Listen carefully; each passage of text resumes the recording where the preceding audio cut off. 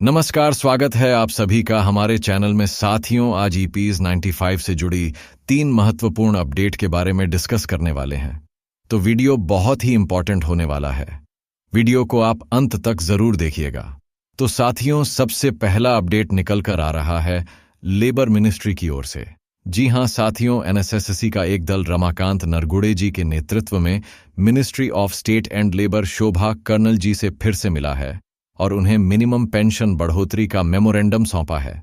तस्वीरों में आप देख सकते हैं काफी संख्या में पेंशनर्स यहां पर मौजूद थे और जो मंत्री महोदय है उनको उन्होंने ज्ञापन सौंपा है और फिर से उन्हें याद दिलाया है कि हमारी मुलाकात पहले भी हो चुकी है, लेकिन अभी तक मिनिमम पेंशन बढ़ोतरी के मुद्दे पर सरकार ने कोई संज्ञान नहीं लिया है। हालांकि कई बार श्रम मंत्री मनसुख मांडविया जी ने आगे होकर पेंशनरों को बुलाया और पेंशन बढ़ोतरी का आश्वासन दिया है, लेकिन पेंशनर अब गुस्से में और तत्काल राहत चाहते हैं।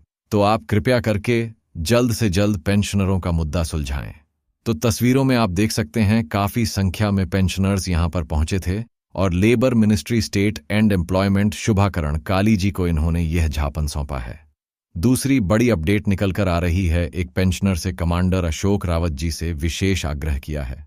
यहां पर आप देख सकते हैं उन्होंने इंग्लिश में कमांडर अशोक रावत जी को यह संदेश पहुंचाया है और वह कह रहे हैं कि कमांडर साहब kindly addressed international labour on organisation Geneva for minimum pension of R 7500 plus DA and a copy marked to New Delhi branch of ILO highlighting on aired detail of how the government of India propagated through advertisement in newspaper that under EPS 95 pension scheme the retirees would get more pension than the government employees. Also informed the pension benefit on FMLA and MPs on India which is increased by simple voice vote.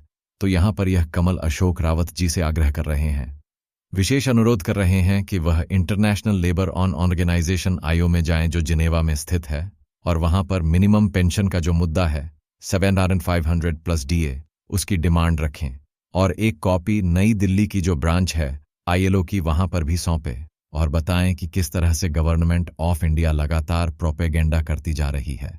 Advertisement में वह दे रहे यह कि EPS 95 pension जो है उनकी जो pension है वह गवर्नमेंट एम्प्लॉय से भी ज्यादा है, लेकिन जो हालात है जो सत्य है वह कुछ और ही है। इसके अलावा वे कह रहे हैं कि जो भारत के MLA और MPs हैं उनकी भी पेंशन साथ में मेंशन करनी चाहिए, जो मात्र एक सिंपल वॉइस वोट के द्वारा ही बढ़ा दी जाती है। आगे वे कह रहे हैं कि also pin point the pension corpus of RS 9 lakh crore and an interest earned to the extent of RS 8,000 crore annually. Also highlight deviation on a fundamental rules of constitution by paying pension to laborers and our house to 1.5 lakhs to government employees. Please in point sufferings on working class after retirement. Please consult a senior advocate on this subject. तो वह कह रहे हैं कि इसके अलावा आप जो पेंशन का कॉर्पस 9 लाख करोड़ है उसे भी दर्शाइए और जिससे जो इंटरेस्ट प्राप्त होता है कटी 8000 सालाना उसको भी आप हाईलाइट करिए।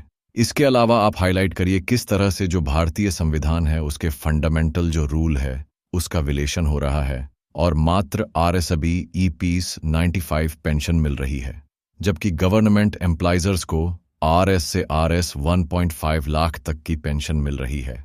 इन सारे पॉइंट्स को आप मदर तो यह भी पिन पॉइंट करिए कि किस तरह से वर्किंग क्लास भारत में दूरदर्शा देख रहा है और इसके लिए आपको अगर कोई सीनियर एडवोकेट का भी कंसल्टेशन लेना पड़े तो आप जरूर लीजिए।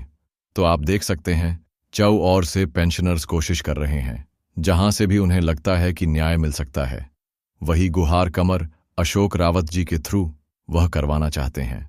तो आप यह देख सकते हैं इंटरनेशनल लेवल लॉज में भी अपील करने का एक सुझाव कमांडर अशोक रावत जी को यहां पर भेजा गया है।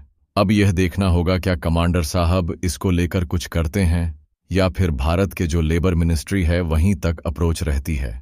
तो साथियों, जो भी होगा अपडेट आप तक पहुंचा दिया जाएगा। इसके अलावा साथियों, तीसरा और बड़ा अपडेट निकलकर आ रहा है NSSC के मुख्यालय बुलढाना से, जहां पर कर्मी अनशन जारी है। कल 30 अगस्त को NSSC के मुख्यालय में माननीय जिला अधिकारी कार्यालय के सामने EPS 95 पेंशन धारकों के श्रृंखला अनशन के 6 वर्ष पूरे हो गए, यानी कि आज तक 24 दिवसीय 41 दिन पूरे हो चुके हैं।